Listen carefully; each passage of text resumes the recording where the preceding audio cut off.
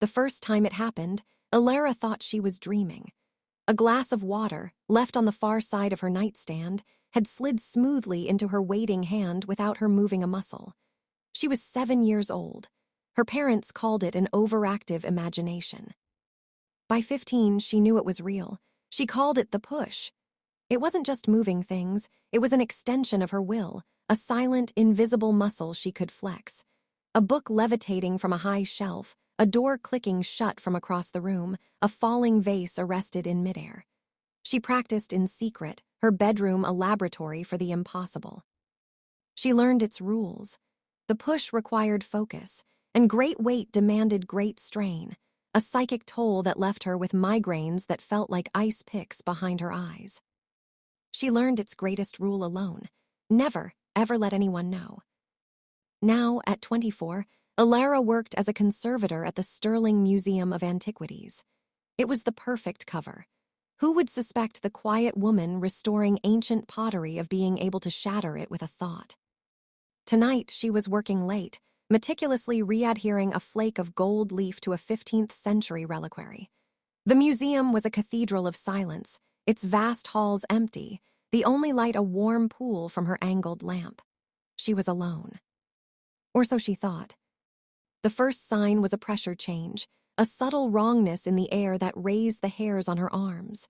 Then, a faint scuff of a shoe on marble far down the corridor. Her head snapped up. Security had already done their rounds. She extinguished her lamp, plunging her workroom into darkness save for the faint emergency exit signs. Heart hammering against her ribs, she crept to the door and peered through the reinforced glass pane. 3 figures, clad in head-to-toe black, moved with a predatory grace she recognized instantly. Professional. They weren't here for the petty cash. They were heading for the West Wing, the vault. The vault held the museum's crown jewel.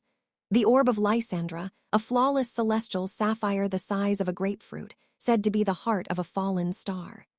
It was priceless, impenetrable, protected by a multi-layered security system, motion sensors, pressure plates, laser tripwires. Alara watched, frozen, as the lead figure pulled a device from his pack, a sleek black box that hummed to life, a high-frequency emitter.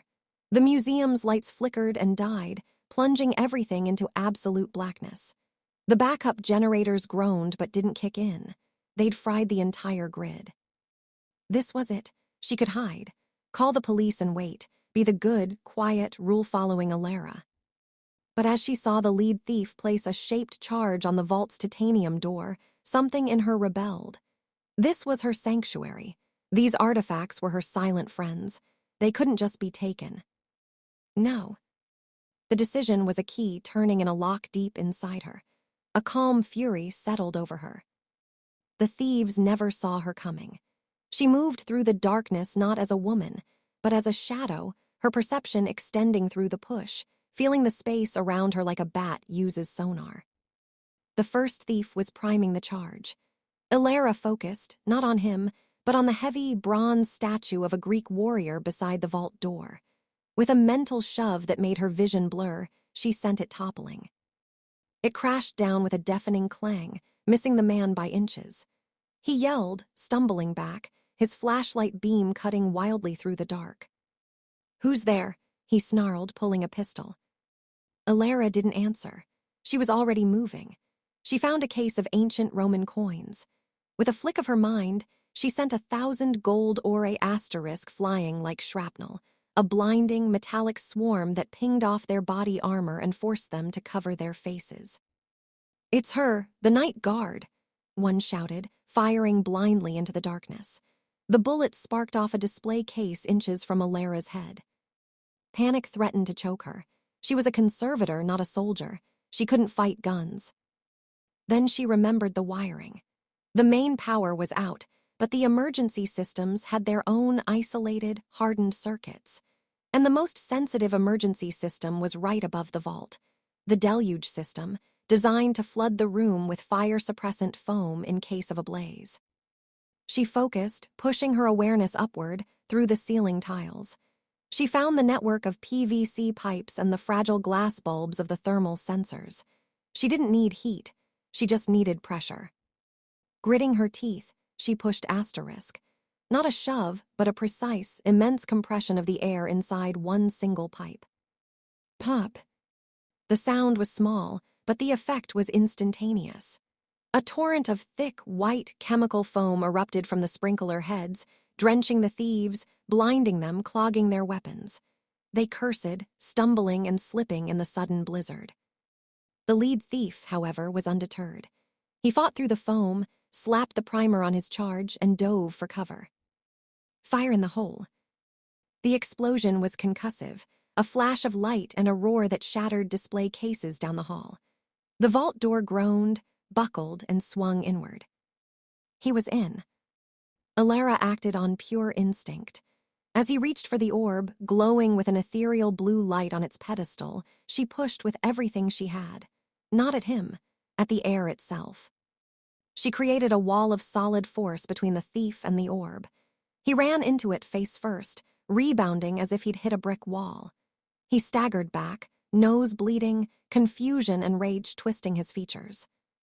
"What is this?" he roared into the foam-filled darkness. "What are you?" Alara stepped into the doorway, illuminated by the orb's eerie glow. She was breathing heavily, a trickle of blood seeping from her nose from the strain. She said nothing. She just held out her hand. The second thief raised his foam-clogged pistol. Alara didn't even look at him. She focused on the weapon and twisted asterisk. The metal groaned, contorted, and crumpled into a useless scrap of steel, crushing the man's fingers. He screamed. The lead thief stared at her, his eyes wide with a dawning, terrifying understanding. This was no guard. This was something else entirely. He made a desperate lunge, not for the orb, but for a jagged shard of titanium from the blasted door. He hurled it at her like a spear. Time seemed to slow. Alara saw the shard spinning end over end, aimed directly at her heart. There was no time to dodge, no time to think. There was only the push. She didn't stop it. She embraced it.